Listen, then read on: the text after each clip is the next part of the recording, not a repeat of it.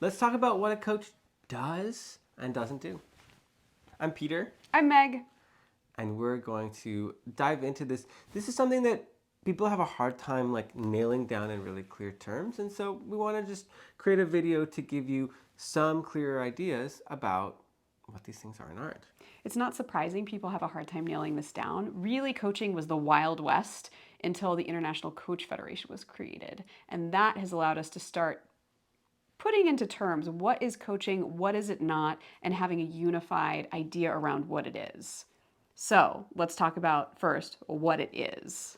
So let's talk about it in like a broader context, right? So the broad context is that in coaching, it's a relationship, right, with a client and a coach that starts with establishing goals, right? It starts with the question of, what do you want, right? And it's what do you want over there? It could be an internal goal, it could be an external goal, right? It could be, I want to feel this way, I want to have this attitude, I want to have this way of being, or I want to get the job, the partner, the car, the career, whatever it is. And so we identify where we want to go. So many people do personal growth just like, right? And coaching, we're so focused. I love this about coaching. It's like, what do you want? And who are you going to have to be? Who do you want to be? And then what is it going to take to get there? So we talk about where you're going. And then we started looking at where are you now, right? If I look up instructions to, New Drive York to Kansas. from Chicago, but I live in LA, that doesn't work, right? So where are we going? Where are you now? And then what's in between you and where you want to go? Where you are now and where you don't want to go. It sounds really simple, and most people don't do it because it actually takes a lot of courage to look at where am I now really? What do I want really? Not what other people think I should want, not what I've been telling myself I want, not what my parents want, but what do I truly want? And to have someone witness you, to have someone who's an expert at asking good questions and drawing that out, makes a big difference. In fact, it makes the difference, and that is why people will invest in a coach after they just haven't been able to meet that goal or define that goal, or they just feel a general sense of I should be somewhere I'm not, right? This is what makes it worth it. Another thing that coaches do that other people don't is we interrupt people. We interrupt people specifically when they're telling a story, when they're moving into the past, because of course coaching is about being in the present moment and moving us towards the future. And so sometimes, and this happens a lot for people who are coming from therapy, it's like this happened and I think it's connected to this part of my childhood and this, and like I actually love storytelling. I think it's so valuable. And in coaching, because of the context, we actually interrupt people when they're telling a story because we want to supercharge that time to like actually look at like, where do you want to go? What's in the way? Like being on the edge of what you know and don't know. So much of coaching is creating like new awareness that's about getting people into action moving forward.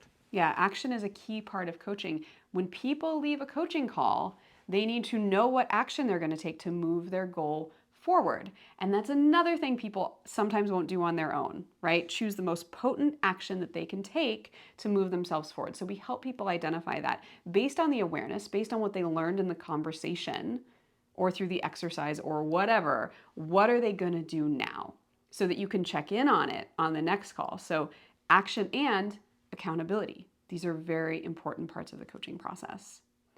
I would also say that this is under the umbrella of facilitative coaching. So where are you now? Where do you want to be? What's the plan to get there?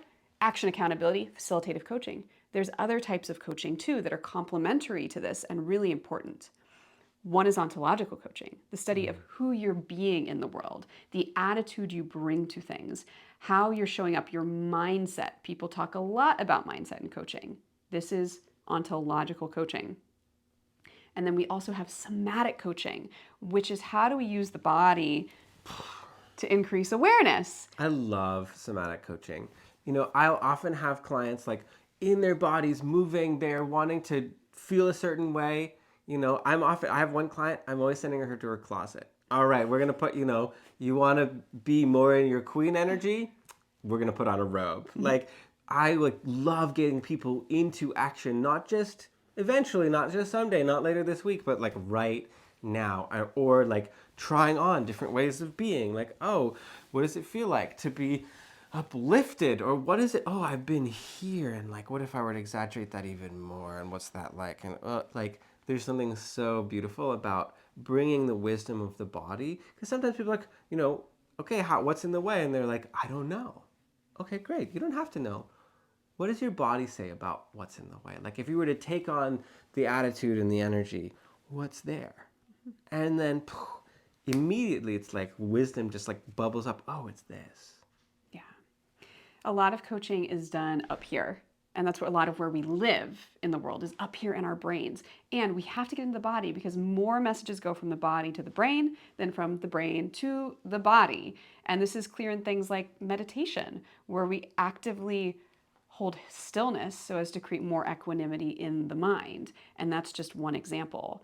So many times we have to think about the message that our body is sending. Like if I'm giving a talk and I'm like this and I'm really small, I'm unsafe, this isn't going well, these things go into my brain, right? But if I just choose to show up powerfully when I talk, suddenly that changes the way I think too. And it changes how I'm received. So these branches of coaching are really important to understand, and a good coach will use all of those and other types of things. Now, I think it's also important to mention that coaches don't just talk to clients or put them through exercises, which you mentioned with having your client go to the closet, right? We also do train our clients in tools. And this isn't to say that we're the expert, but it does mean that we have a lot of resources that we've gained over the years that we can offer to a client to shift them out of predictable places. Like if a client's really in their emotions, they can't get out, they can't take action, what's a step-by-step process we can offer them to help them move through that predictable block that they have? So that's a few things about what coaches do and don't do. There's more that we didn't get to, and we'll cover some of that in further videos. So we invite you to like this video and to subscribe using the subscribe button below. We're going to be talking about all sorts of coach-related things, both the art of coaching and also the art of business building as a coach.